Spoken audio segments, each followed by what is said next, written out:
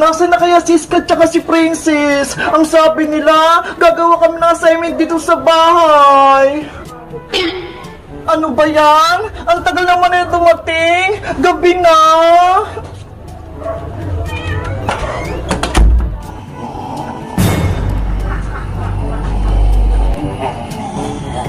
Oh no! Ay! Ayun na ata sila! Kumakatok na! Wait! Nandyan na ako! Hello, Iska! Hello, Princess! Walang tao! Nasaan sila? Hi, Princess Iska! Niloloko niyo ba ako? Bumalik kayo dito!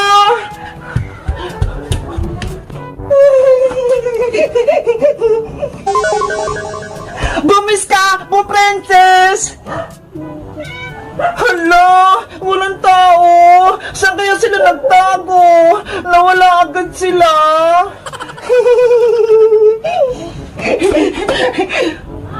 Bebang! Ano ginagawa mo dyan? Princess! Nandyan ka? Oo! Kararating ko lang! Tara na! Gumawa na tayo ng assignment! Eh, nasaan si Iska? Hindi mo ba siya kasama? Hindi daw siya makakapunta dito! Hindi daw siya pinayagan ni Aling Greta! Ganun ba? Halika na! Gumawa na tayo ng assignment natin! Okay! Nandyan na ako! Sino kayang tumakbo? Hindi naman si Princess. Hindi rin si Iska. Bilis, Bebang! Pagagaling ka pa ako ni Nanay kapag ginabi na ako. Nandyan ako, Princess.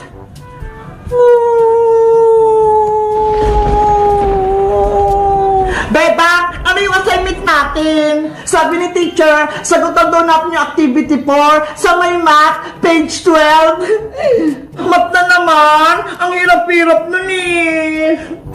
Huwag ka magkalala, Princess. Tuturuan kita para hindi ka mahirapan sa math. Yes! Tuturuan ako ni Bebang! Number 1, 5 times 5. Alam mo ba yung sagot, Princess? 5 times 5? Ano ba yan? Hindi ko alam mag-times. Madali lang naman yan, Princess eh. 5 times 5, ibig sabihin, 5. Ganito yon. 5, 10, 15, 20, 25. Ang sagot, 25. 25 yung sagot sa number 1, Bebang. Oo.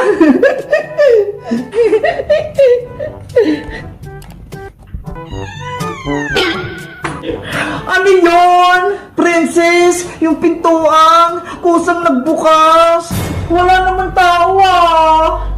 Silipin mo nga, baka si Iska yun. Ayaw nga, baka niloloko tayo ni Iska. Iska, ikaw ba yan? Wala naman tao ah. Princess, sobrang lakas ng hangin. Biglang lumamig. Isarado mo na yung pinto. Oo nga no, biglang humangin. Oh no!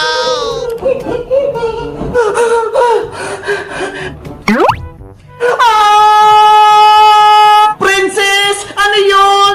Bebang, may multo sa sopa. Ano? May multo?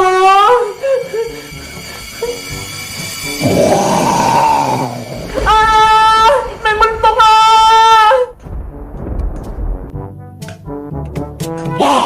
Bebang, takbo na!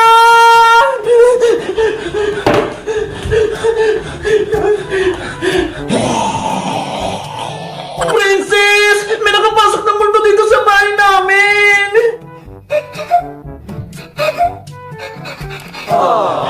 Bebang! Narinig mo ba yun? Umiiyak yung multo! Oo nga no! Bakit kaya siya umiiyak? Pwede niyo ba akong tulungan? May problema kasi ako eh. Ano yun? Anong kailangan mo? Kasi naliligaw ako eh. Hindi ko lang papuntang sementeryo. Kaya napadbad ako dito sa bahay niyo. Ay lang pala yung problema mo? Tinakot mo pa kami? Yung sementeryo nandun sa kabilang kanto. lumako ka lang, malapit dun sa may simbahan. Princess, huwag mo nang paglitan yung multo. Naliligaw lang naman siya eh. Oh, eto flashlight, gamitin mo para mahanap mo yung simenteryo. Salamat! Makakalis ka na, lumabas ka na sa bahay nila, Bebang. Sorry sa inyo! Kung natakot ko kayo, alis na ako! Babay sa inyo! Ano ba yan? Pati multo, naliligaw din. Kaya nga eh. Nasaan na pa kasing simenteryo? Guys, nakakita na rin ba kayo ng multo? Anong itsura niya? Nakakatakot din ba siya? Mag-comment lang kaya. Bye-bye! Ayan, ready na yung mga panluto ko. Magluluto na ako ng kanin.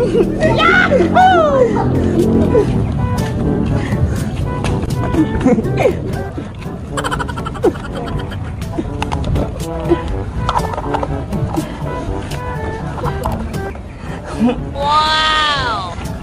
Beba! Anong ginagawa mo dyan? Iska! Naglalaro ko dito ng luto-lutuan. Kasama ko si Big Bird. Ay! Luto-lutuan! Pwede ba akong sumali? Sige! Parang may kasama ko dito. Yay! Maglalaro kami ni Bebang ng luto-lutuan. Nagsasayang pa ako ng kanin ni Iska para may pagkain tayo. Tignan mo ho. Anong ulam natin, Bebang? Wala pa nga eh. Hindi pa kami nakapagdala ng pang-ulam. Alam ko na, kuha ako ng mga gulay sa may garden para may lulutuin tayo. Sige, Iska, kumuha ka rin ng pangsahog natin para masarap. Antayin mo ako, Bebang, ha? Okay, ayusin ko lang tong kusina ko.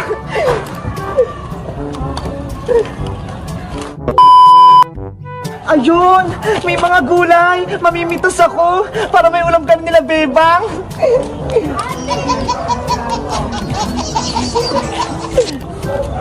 Ito pa! Para marami kaming ulam! Oh no! Ayan na! Napuno na tong lagayan ko! Babalik na ako kay Bebang! Bebang! Nakakuha na ako ng mga gulay! Dalhin mo na rito, Iska, para lutuin na natin. Oh, eto na. Iba-ibang dahon to, ha, para masarap yung ulam natin. Okay, gigisahin na natin tong gulay.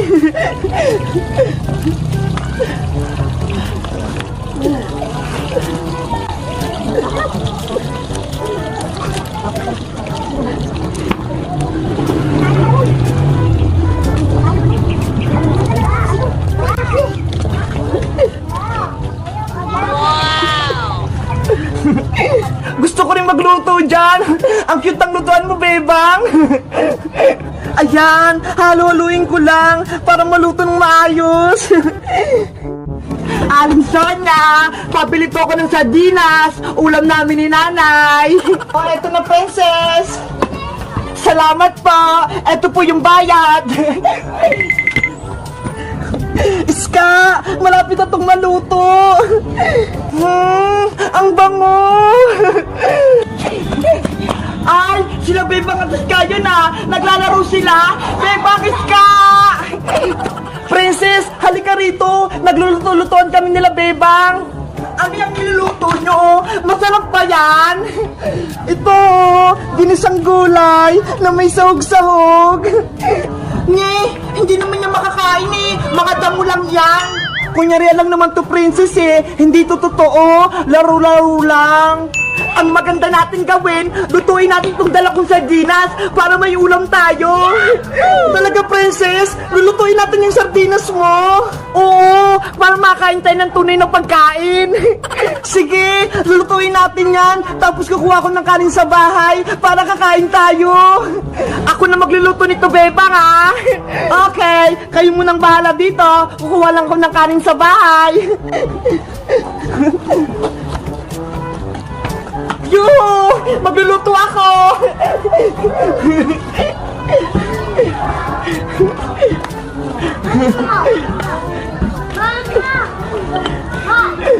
Ilalagay ko na tong sardinas dito sa may kawali. Wow! Kain nila yan. Hinaan mo lang yung apoy, princess, para hindi masunog yung sardinas. Okay. Princess Iska, ito na yung kanin natin. Tama-tama, luto na tong ulam ko, bebang. Pwede na tayong kumain. Kain na na.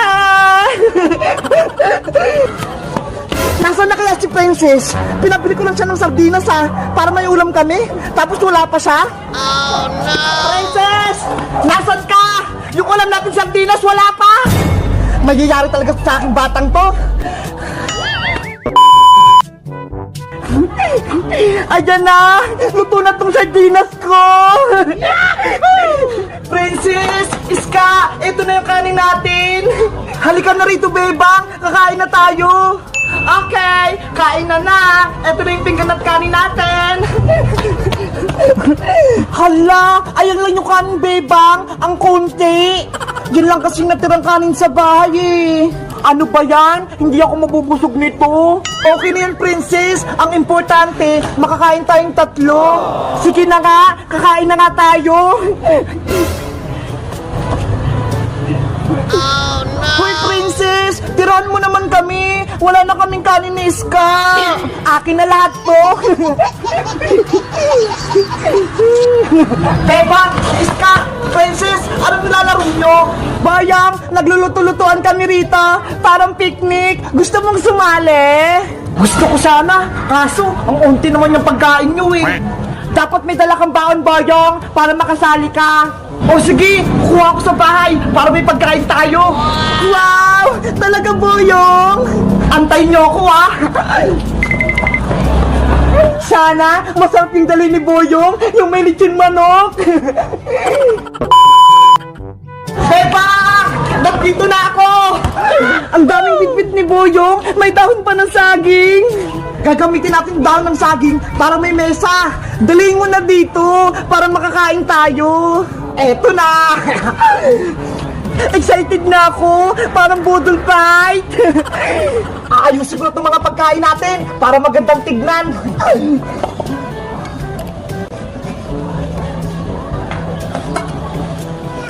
Wow! Siguradong mabubusog na tayo. Isang kaldero yung kanin natin. Ngayon, ilalabas ko naman itong mga ulam.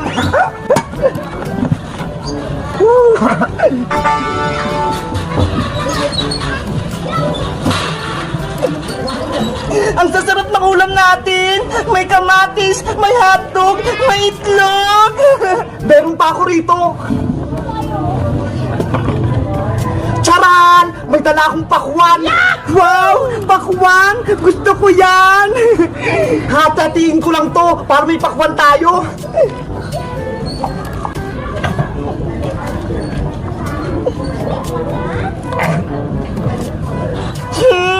Ang pula-pula! Siguradong matamis yung pakwan! Eto na! Kumuha na kayo!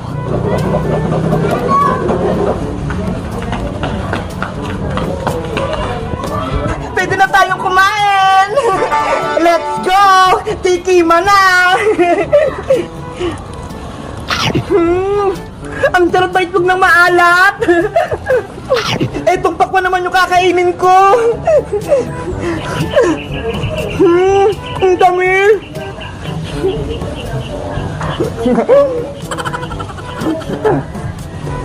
Gusto ko tong kamatis! Masarap to! Wow!